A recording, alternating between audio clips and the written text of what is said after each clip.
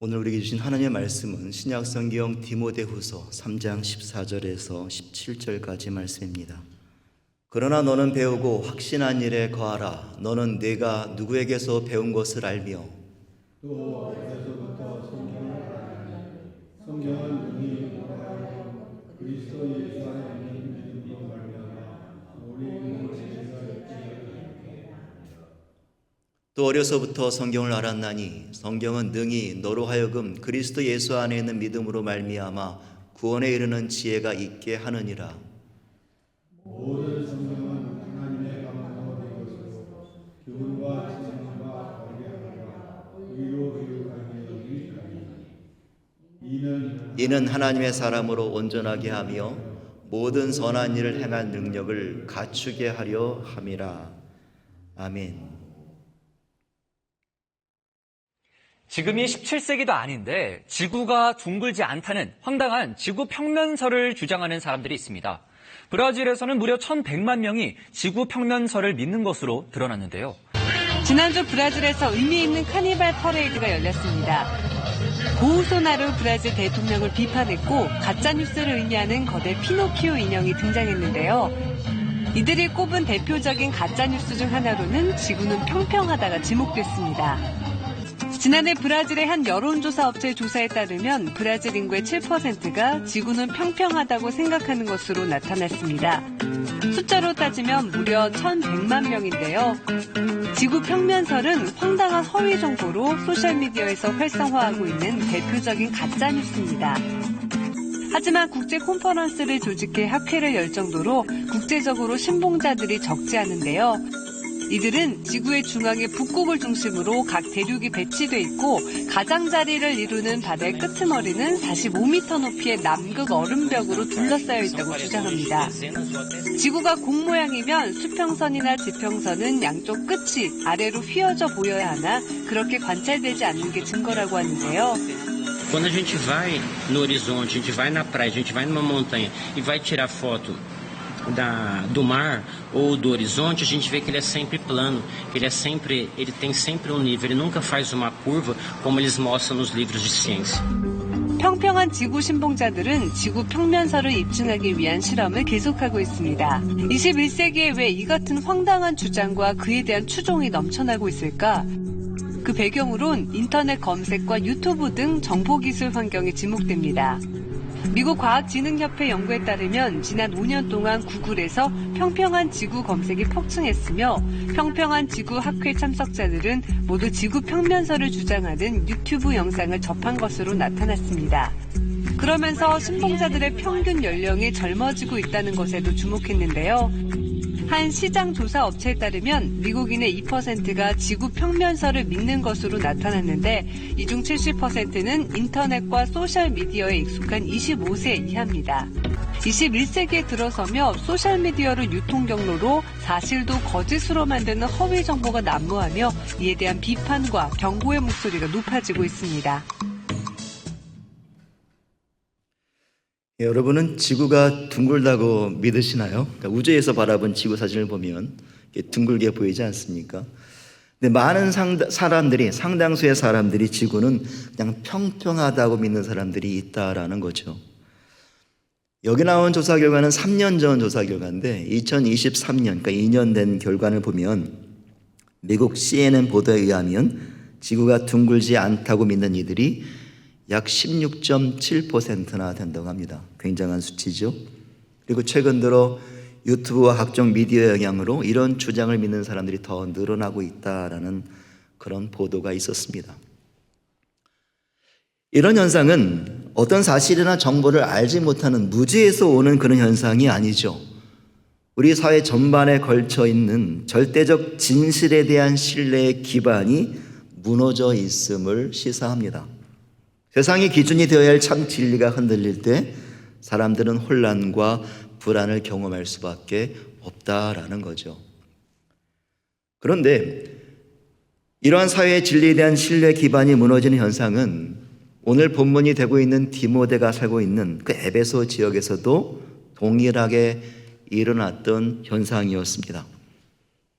에베소는 우리가 잘 알고 있는 것처럼 상업과 또 교육이 번성했던 도시였지만 그만큼 다양한 헬라 철학 사상과 미신, 이방 종교가 뒤섞여 있는 그런 지역이었죠.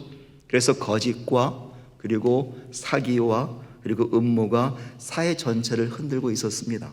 더 심각한 것은 디모데가 섬기는 에베소 교회 안까지 그런 거짓들이, 교훈들이, 거짓된 교훈들과 증인들이 들어와서 성도들의 신앙을 흔들고 있었다라는 것이죠. 그들은 구약의 율법에 집착하며 끝없는 변론을 일삼았고 그리고 심지어 그리스도의 부활이 이미 지나갔다고 주장하고 가르치기도 하였습니다.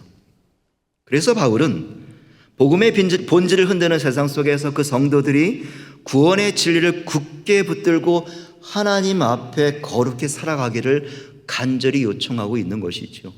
그래서 13절에 보면 악한 사람들과 속이는 자들은 더욱더 악해지고 서로를 속이면서 복음의 본질을 흔들고 교회를 어지럽히겠지만 그러나 디모데와 성도들만큼은 이것을 해야 한다라고 긴급하고 중대한 메시지를 전하고 있는데 그 말씀이 바로 14절에 들어 있습니다. 우리 14절 말씀을 함께 읽겠습니다. 그러나 너는 배우고 확신한 일에 거하라. 아멘. 바울은 영적 혼란의 시대일수록 배우고 확실한 일에 거해야 한다라고 명령하고 있습니다. 그리고 우리가 오직 하나님 말씀 안에 머무는 것만이 흔들리지 않는 신앙의 중심임을 아주 강력하게 전하고 있는 것이죠.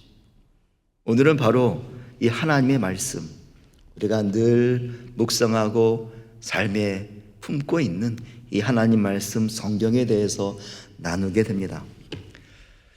우리 교회는 특별히 성경 공부를 하는 시간이 많지 않기 때문에 오늘은 설교 시간을 통해서 이 성경에 대한 개념을 함께 살펴보려 합니다. 먼저 성경이라는 말은요, 단어를 보게 되면 거룩할 성자에 날실경을 씁니다.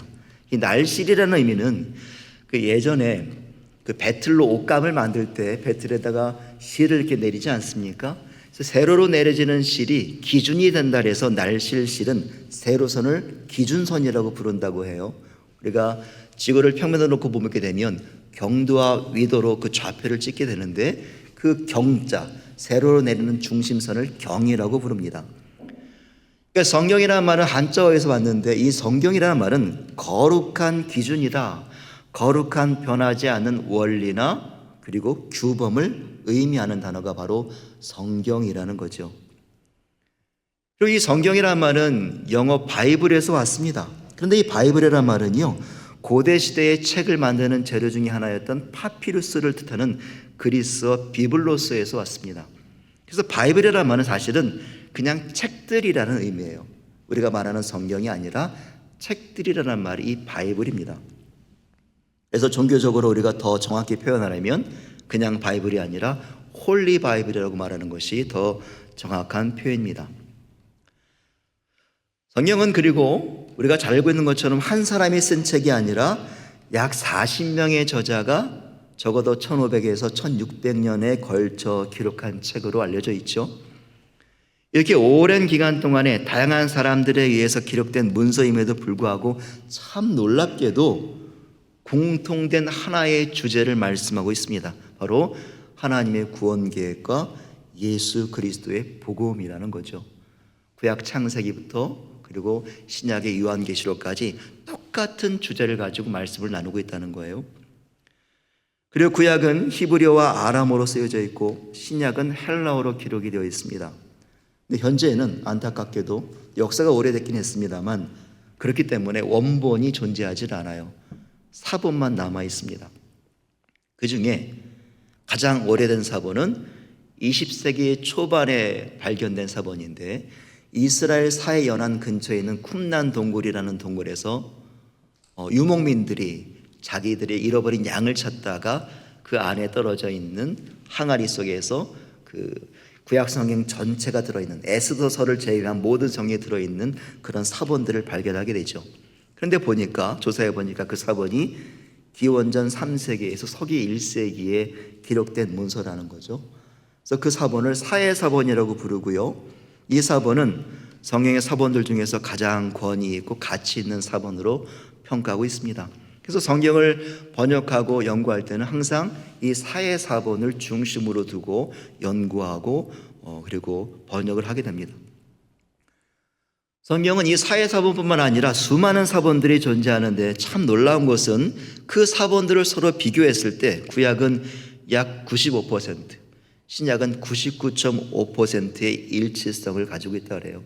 수많은 사람들이 다양한 문화권에서 다양한 언어로 사본을 만들어냈는데 참 신기하게도 놀랍게도 모든 성경들이 다 일치하더라, 정확하다 하더라라는 것이죠. 그리고 지금도 계속해서 연구하고 또 다른 언어로 번역되어 보급되어지고 있습니다. 지난 2024년 세계 성서공회 연합회 발표에 따르면 현재 전 세계인들이 사용하는 언어가 약 7,398개의 언어가 있다 그래요. 그런데 그 중에 성경이 번역된 언어는 약 3,872개의 언어로 성경이 번역되어서 보급되었다라고 추정을 하고 있습니다. 역사적으로는 전 세계에 약 60억 부 이상 팔려지고 만들어지고 그리고 보급되었을 것이라고 말하고 있죠. 그래서 세계 역사상 가장 많이 팔린 베스트셀러 하면 이 성경을 많은 사람들이 꼽고 있기도 합니다. 이렇게 전 세계적으로 많이 보급된 성경이지만 그럼에도 많은 사람들이 오해를 하고 있는 부분들이 있어요. 첫 번째는 성경을 너무 거룩하게 여기면서 땅에 묻어야 한다고 하시는 분들도 있습니다. 그분의 거룩한 신앙을 폄하하는 것은 아닙니다만 하나님은 분명히 말씀하셨죠. 첫 계명에 나 외에는 다른 신을 섬기지 말라라고 말씀하셨어요. 하나님 말씀인 성경도 동일하게 적용이 됩니다. 성경은 그냥 책일 뿐이에요. 하나님 말씀이 들어있는 책일 뿐입니다. 그래서 낡고 헤어지면 뜯어지면 새 성경으로 바꿀 수 있는 거죠. 우리는 그 책으로서 존재하신 하나님 말씀이 아니라 그 안에 역사하고 계시는 살아있는 하나님 말씀을 발견할 수 있어야 돼요. 그래서 성경 자체가 존귀하고 거룩한 책이 아니라 그 안에 있는 말씀을 존귀하게 여기고 받아들일 수 있어야 합니다. 그렇기 때문에 성경만 하나님 말씀이 아니고요, 스마트폰을 볼 때도 그 안에 들어있는 것도 하나님 말씀이고 라디오를 통해 듣는 하나님 말씀도 하나님 말씀이고요, 조그만 쪽복음이나 우리가 기도카드를 적을 때 쓰는 하나님 말씀도 하나님 말씀으로 받아들일 수 있어야 한다는 것이죠. 그리고 두 번째는 성경을 또한 과학적으로 증명해내려는 분들도 많이 있죠. 물론 현대과학에 익숙한 현대인들이 성경을 과학적으로 해석하고 관찰을 해야 많은 사람들에게 더 쉽게 이해할 수 있다고 판단해서 과학적으로 또 역사서로 증명하려는 접근과 해석을 하긴 합니다. 하지만 성경이 기록된 목적은 역사를 위해서나 과학을 위해서가 아니라 죄로 인해 멸망할 수밖에 없는 인류를 구원하시기 위한 하나님의 구원사가 들어있는 말씀이죠. 그래서 성경은 하나님의 구원과 사랑의 관점에서 바라봐야 돼요. 우리가 역사적으로 과학적으로 증명하려고 성경을 펼친다면 하나님의 그 말씀 속에 심어 놓으신 구원사를 우리가 잃어버리게 됩니다. 셋째로, 모든 기독교들은 같은 성경을 가지고 있다고 하지만 개신교들은 맞아요. 개신교들은 모든 교회가 66권을 신구약의 정경으로 삼고 있지만 천주교는 여기에 7권이 더 더해진 73권을 정경으로 삼고 있습니다. 천주교도 로만 가톨릭 외에 다른 문화와 나라의 천주교들은 또 그 외에 다른 구성의 성경을 가지고 있기도 합니다. 또 마지막으로 어떤 특정 번역본을 가장 완벽한 성경으로 믿는 이들이 있습니다. 우리는 이런 주장에 유의해야 돼요. 참 조심해야 합니다. 얼마 전에 한국신문을 보니까요, 그 말씀 보존학회를 광고하면서 킹제임스 성경 배포를 광고하는 그런 글이 있더라고요. 우리는 예배 시간에 개역 개정 성경을 쓰죠. 하지만 그전에는 한문 성경도 썼었고 개역 성경도 썼었죠. 가끔 우리가 새번역 성경도 쓰고 쉬운 성경도 쓰고 공동 번역도 씁니다. 이 한글 번역들 가운데는 굉장히 많은 한 15개 종류의 번역본들이 우리가 존재하고 있습니다. 때에 따라서 말씀과 예배에 참고를 하고 있고요. 영어 성경 역시도 가장 고전적인 킹 제임스 버전, KJV라고 하는 킹 제임스 버전이 있고, 그리고 많은 사람들에게 읽혀지고 있는 NIV 성경이 있고요. 또 그 원어를 직역했던 ESV, 뭐 이런 성경들이 굉장히 많이 존재합니다. 그런데 이런 존재하는 번역본들은요, 원문을 직역하거나 의역하거나 현대어로 풀어서 설명한 그런 목적과 방법으로 만들어진 번역본들입니다. 그래서 우리가 어떤 번역본들을 가장 완벽한 번역본, 성경이라고 말한다는 것은 굉장히 위험한 생각이에요. 그래서 말씀 보존학회도 이 킹제임스 성경 유일주의를 표방하는 그런 학회입니다. 그래서 지난 2003년도에 한국 기독교에서는 이미 이단으로 규정한 그런 단체예요. 그렇기 때문에 킹제임스 성경 자체는 문체가 매우 아름답고 또 당시 언어의 석학들이 번역한 완성되어 있는 그런 번역본으로 인정받고 있지만 그것만이 유일한 성경으로 바라본 것은 굉장히 위험한 신앙입니다. 우리가 조심해야 합니다. 자, 지금까지 성경에 대한 개론을 말씀을 드렸고요. 자, 그렇다면 오늘 본문을 통해서 바울이 고백하는 이 성경의 의미는 무엇인가? 바울이 말하고 있는 성경의 의미는 무엇이냐? 특별히 세상에 흔들리는 진리를 거짓이 가득한 진리 속에서 호적거리며 삶의 길을 찾지 못하는 디모데와 에베소 교회 성도들에게 바울이 강력히 권하고자 했던 그 성경의 의미는 무엇이냐를 함께 살펴봐야죠. 그 말씀이 16절 말씀에 들어있는데 우리 16절 말씀을 함께 읽겠습니다. 모든 성경은 하나님의 감동으로 된 것으로 교훈과 책망과 바르게 함과 의로 교육하기에 유익하니. 아멘. 바울은 이 성경에 대해서 고백하기를 하나님의 감동으로 된 것이다 말합니다. 하나님의 감동으로 된 것. 이 하나님의 감동이라는 말은요, 하나님을 뜻하는 데오스라는 헬라어와 숨을 쉬다, 호흡하다라는 뜻을 가지고 있는 푸네오가 합쳐진 단어예요. 다시 말해서 하나님께서 호흡하시는 것이 하나님의 감동이라는 거예요. 성경의 저자들이 성경을 기록할 때 분명히 인간이 기록한 거죠. 그들의 생각과 지식과 가지고 있는 문화적 배경에 의해서 성경을 기록했습니다. 하지만 지극히 인간적인 글로 보여지지만 그 안에는 하나님의 호흡이, 하나님의 숨이 그들에게 불어넣어져서 그 말씀을 살아있게 역동하게 역사하게 만들었다는 거예요. 바울의 고백이죠. 우리가 성령 강림절 기간을 지나고 있으면서 계속 성령을 말씀을 드리는데 이 성령이 바로 하나님의 호흡이지 않습니까? 창세기 2장 7절에서 하나님께서 아담의 코에 호흡을 불어넣으시면서 생명이 된 것이잖아요. 하나님의 호흡은 언제나 죽은 곳에 생명을 주고 정죄된 곳에 운동을 일으키시는 역사를 이루어 오셨습니다. 그것이 하나님의 호흡이에요. 성경의 역사를 보면 모세는 신에서 말씀을 통하여 하나님의 숨결을 백성들에게 전하게 되죠. 그리고 하나님의 호흡으로 기록된 모세의 율법, 그 토라의 말씀을 가지고 선지자들은 나라를 일깨우고 백성들의 회개를 촉구합니다. 또 예수의 십자가 사건 이후에 그를 따르는 수많은 그리스도인들에게 하나님의 호흡은 성령으로 부어지게 되었죠. 하나님의 호흡은 창조에서 시작해서 성령으로 이어지고 결국 우리가 읽는 이 성경 속에도 동일하게 흐르고 있다는 것입니다. 그래서 우리는 그 성경을 통해서 하나님의 호흡을 느낄 수 있어야 돼요. 그 호흡이 나를 이끌어가는 것을 누릴 수 있어야 합니다. 이 말씀 속에서요. 여러분 그런 경험해 보신 적 있으십니까? 분명히 동일한 본문인데 내 상황과 처지에 따라서 다르게 다가오는 그런 경험을 해보신 적 있으세요? 그 동일한 말씀이 날마다 새로운 도전과 감동이 되더라는 것이죠. 어제가 다르고 오늘과 다르고 내일이 다르다라는 거예요. 심지어 분명히 똑같은 말씀인데 나에게 임할 때와 다른 이에게 임할 때 전혀 다른 고백과 능력이 되더라는 것이죠. 그것이 가능한 이유는 하나님의 말씀은 살아 움직이기 때문입니다. 하나님의 호흡으로 쓰여진 그 말씀들이 말씀을 읽는 우리 안에서 움직이고 역사에 나가기 때문입니다. 할렐루야. 우리가 토요일 새벽마다 성경을 읽습니다.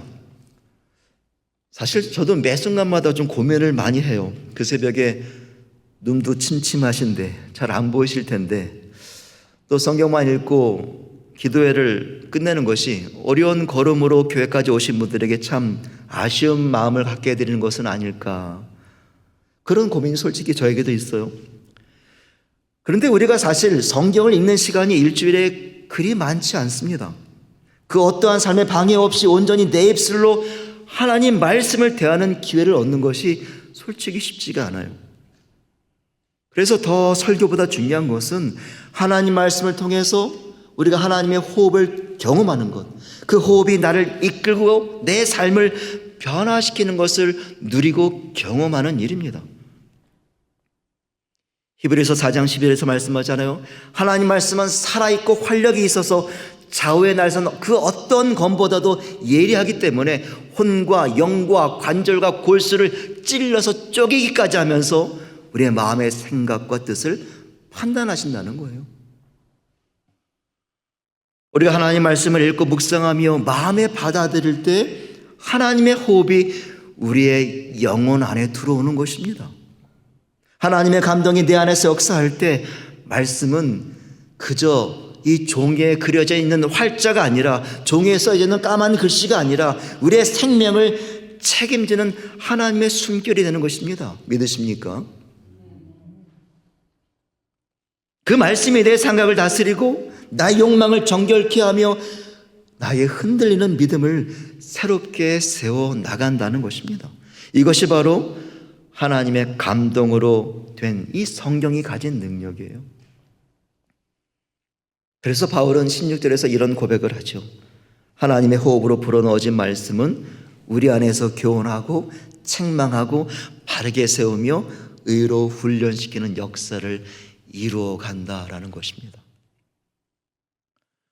사랑하는 여러분, 하나님의 말씀이 주는 그 호흡을 사모하시기를 간절히 원합니다.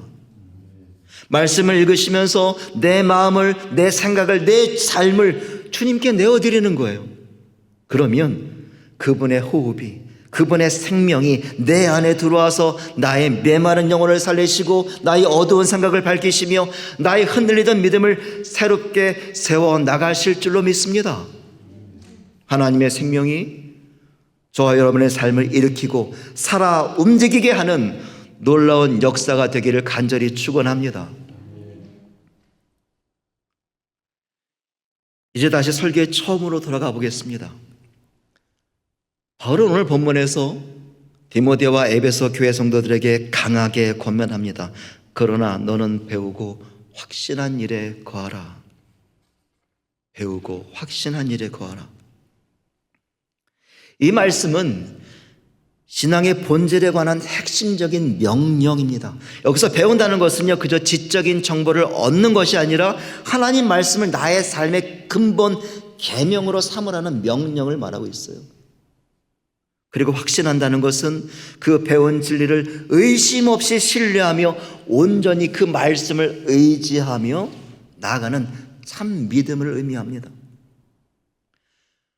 여러분, 우리 신앙생활에서 가장 위험한 것은요, 확신이 없는 신앙이에요.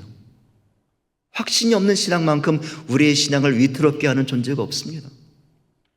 진리를 알면서도 마음 깊은 곳에서 확신하지 못하면 세상 유혹이나 어려움이 닥칠 때마다 우리는 쉽게 흔들리고 믿음이 무너져 버리는 거예요.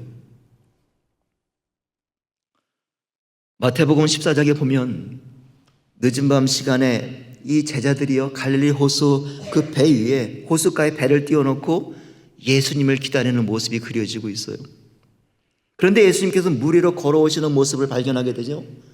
그리고 그 모습을 보자마자 베드로가 예수님께 요청합니다. 주여, 만일 주님이시거든 나를 명하사 물 위로 오라 하소서. 예수님께서 베드로를 오라 명하시죠. 그리고 놀라운 것은 그 소리를 듣자마자 배에서 내린 베드로가 잠시였지만 물 위를 걸어갔다는 거예요. 잠시였지만. 하지만 결국 바람을 보고 모섬을 느껴 바다에 빠져버리고 말죠. 저를 포함한 모든 그리스도인들은 인생을 살아갈 때 결정적 갈림길을 만나게 됩니다. 생명의 진리를 굳게 붙잡고 믿음으로 살 것인지, 아니면 나의 의식에 굴복하여 삶의 상황에 압도될 것인지를 우리는 그 순간 선택해야 되는 그런 갈림길을 만나게 돼요. 그 순간에서 경건의 모양만을 갖춘 이들은요, 처음에는 믿음의 길을 걷는 듯 보입니다. 무리를 걷는 것처럼 보입니다. 예수의 능력을 누리는 것처럼 보입니다. 하지만 그의 마음속에 있는 두려움을 파고드는 상황을 만나게 되면 그 두려움 앞에 굴복하고 마는 거예요.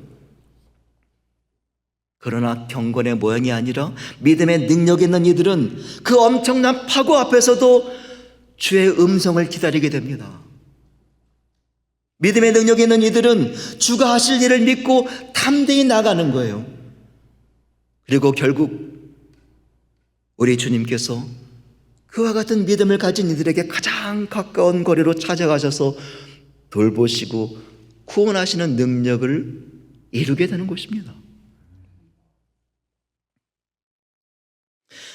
바울이 여기서 말하는 배우고 확신한 일에 거한다는 것은 바로 그것을 말하는 것이죠. 진리의 뿌리를 깊게 내려서 그 어떤 폭풍도 흔들 수 없는 굳건한 신앙 안에 머무르라는 것입니다. 거하는 신앙. 거하는 신앙이라는 것은 하나님의 계속적인 관계 속에서 지속적인 노력으로 자라가는 것을 말하는 거예요. 우리는 끊임없이 바뀌고 흔들리는 세상의 진리가 아니라 변함없는 영원한 참된 진리이신 그 하나님을 바라보고 우리에게 허락하신 이 말씀을 붙들고 살아가야 하는 것입니다. 왜요? 그 참 진리이신 그 말씀이 결국 우리를 구원으로 이끄시는 유일한 말씀이기 때문입니다. 사랑하는 성도 여러분, 하나님 말씀을 배우고 확신한 일에 거하는 결단이 일어나기를 간절히 원합니다. 말씀을 통해 일하시는 하나님의 호흡이 우리 삶에 불어넣어져서 하나님의 놀라운 말씀을 참 진리로 믿고 붙들고 살아가는 우리의 삶이 승리케 되고 또 하나님의 온전한 사람으로 세워지는 놀라운 축복이 저와 여러분의 모든 삶에서 일어나기를 다시 한번 간절히 축원합니다.